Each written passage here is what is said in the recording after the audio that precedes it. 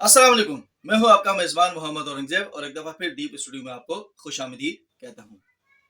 देखती आंखों सुनते कानों, हजरत इंसान ने हजारों साल के तजर्बे के बाद ये बात सीखी है कि जब किसी से अपनी कोई बात कहनी है, उसको अपनी बात बतानी है या कोई बात समझानी है, तो इसका सबसे बेहतर, इसका सबसे मौसर जो तरीका है वो ये है कि उसको कोई कहानी सुनाई जाए, उसको कोई पट्टी पढ़ाई जाए, या मिसाल के तौर पर उससे किसी से कोई तजुर्बा शेयर किया जाए। इससे बात को समझाने में बहुत ज़्यादा आसानी रहती है और दूसरा इंसान बहुत जल्दी इस बात को समझ भी लेता है।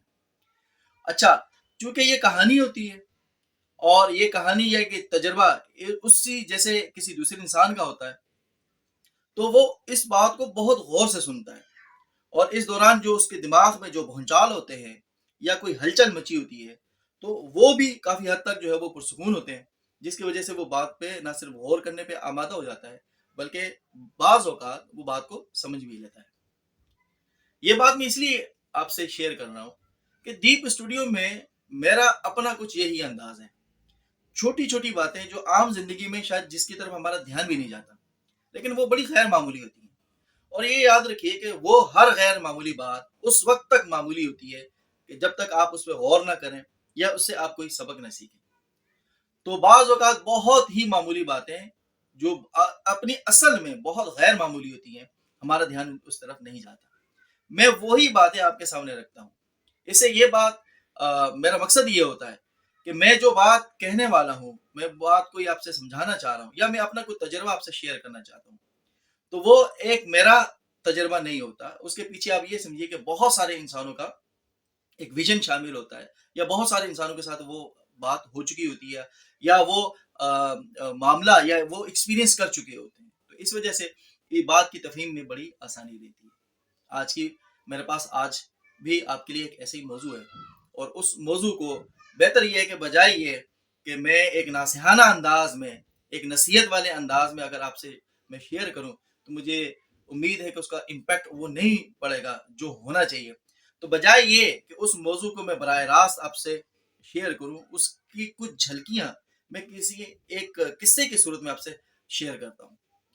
किसी गांव में एक आदमी, उसने देखा कि हमारे गांव में कोई स्कूल नहीं, तो उसने ये सोचा कि क्यों ना हम अपने गांव में एक छोटा सा मदरसा या स्कूल जो है वो कायम करें, ताकि हमारे गांव के बच्चे जो हैं वो जो बाहर खेलते रहते हैं तो कुछ ना कुछ तालीम हासिल करें और यूं जो है वो एक पढ़ने लिखने का एक सिलसिला जो है वो हमारे गांव में भी शुरू हो जाए।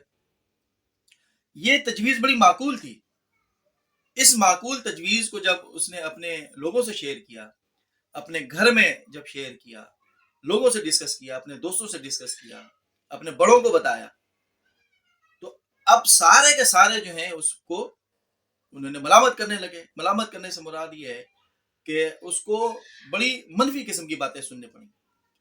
ये काम नहीं हो सकता, तुम ये काम नहीं कर सकते, ये तुम्हारे बस की बात नहीं, अरे छोड़ो, किन चक्करों में पड़ गए हो, तुम्हें क्या जरूरत है ये काम करने की, जब किसी को फिक्र ही नहीं है अपने बच्चों की, तो तुम्हें क्या जरूरत पड़ी ये काम करने की। तुम अपना बूथा देखा है तुमने, बूथा मुराद इनकी तुमने अपनी शक्ल देखी है, वगैरह वगैरह।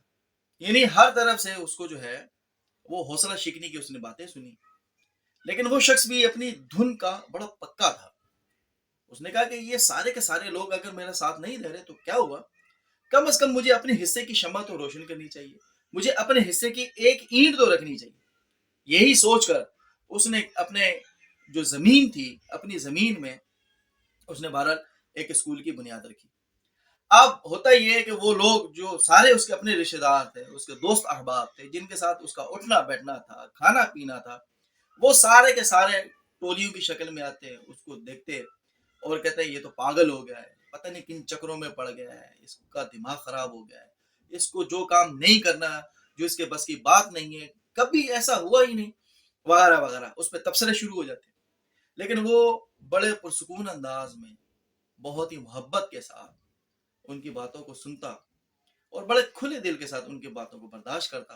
कभी कभी उसके तन बदन में आग भी लग जाती, लेकिन बहरहाल وہ بڑا خاموشی کے ساتھ اپنا کام کرتا رہا. دن گزرتے گئے اور آہستہ آہستہ بنیاد جو رکھی جا چکی تھی، اب کیا ہوا کہ اس کی بنیاد مکمل ہوئی. اور بنیاد مکمل ہونے میں ظاہر ہے کہ پریشانی اپنی جگہ، لیکن وہ باہر لگا رہا. اور آہستہ آہستہ کیا ہوا کہ اس بنیاد پہ باقاعدہ ایک چار دیواری کھڑی ہو گئی. اچھا، اب لوگوں نے پہلے اس کا یہ انتظار کر رہے تھے کہ اب جو ہے کام ختم ہوا، اب کام ختم ہوا، اب کام ختم ہوا.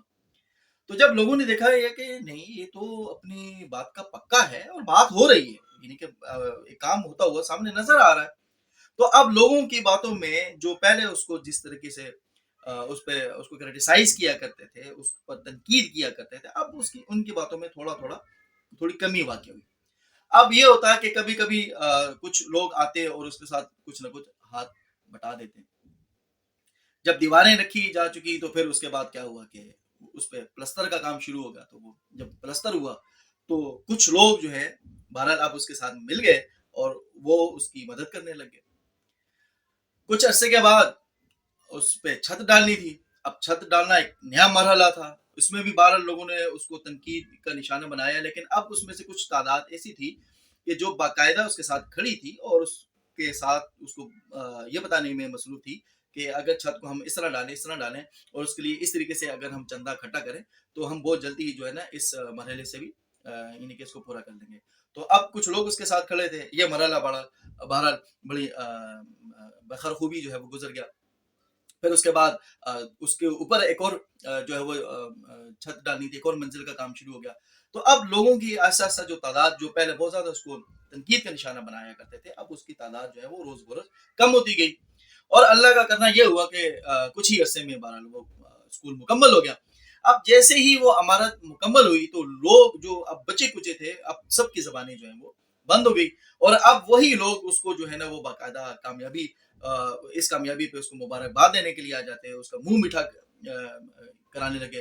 اور سب سے بڑھ کر یہ ہوا کہ وہی لوگ جو کل تک اس کو پاگل پن کہتے تھے اور اس کا کہتے تھے کہ دماغ خراب ہو گیا، یہ تو کام ہو ہی نہیں سکتا، وہی لوگ پھر اپنے بچے لے کر اس کے پاس آئے کہ ہمارے بچوں کو بھی اسی اسکول میں داخل کر لیں.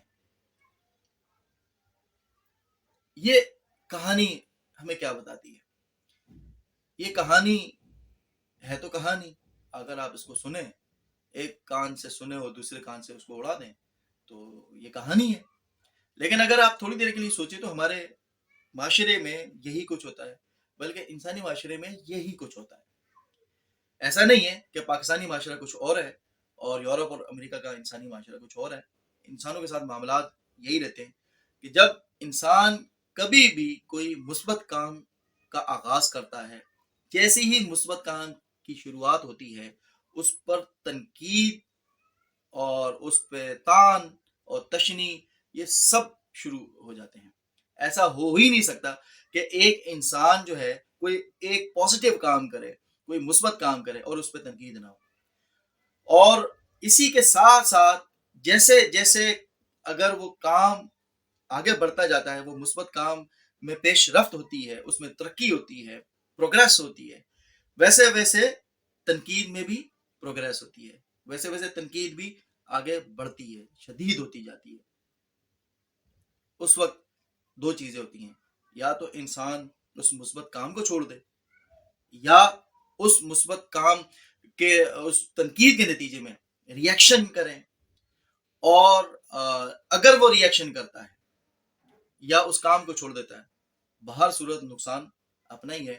لیکن اگر اس مرحلے پہ وہ انسان ضبط سے کام لے، صبر کرے، تو وہ کام نہ صرف پائے تکمیل کو پہنچ جاتا ہے، بلکہ وہی لوگ جو کل تک اس کو تانے دیتے تھے، اس پر تنقید کیا کرتے تھے، اب اس کے وہی لوگ دست و بازو بن کر وہی انسانی وسائل کی صورت میں اور مالی وسائل کی صورت میں اس کو سپورٹ کریں گے.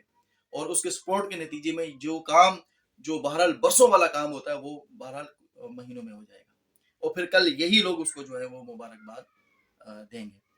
تو آپ سے بھی یہی گزارش ہے کہ جب کبھی کوئی مثبت کام ہوتا ہوا دیکھیں تو آپ اگر اس میں کسی کے دست و بازو بن کر اس کام کو کر سکتے ہیں تو لازمی ایسا کیجیے.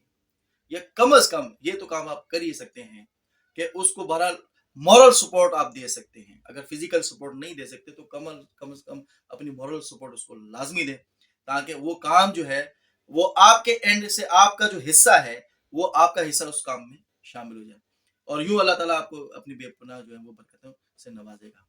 اس ویڈیو کو آج اتنا ہی رکھتے ہیں. اپنی دعاؤں میں مجھے اور دیپ اسٹوڈیو کو یاد رکھیے گا. رب رکھا.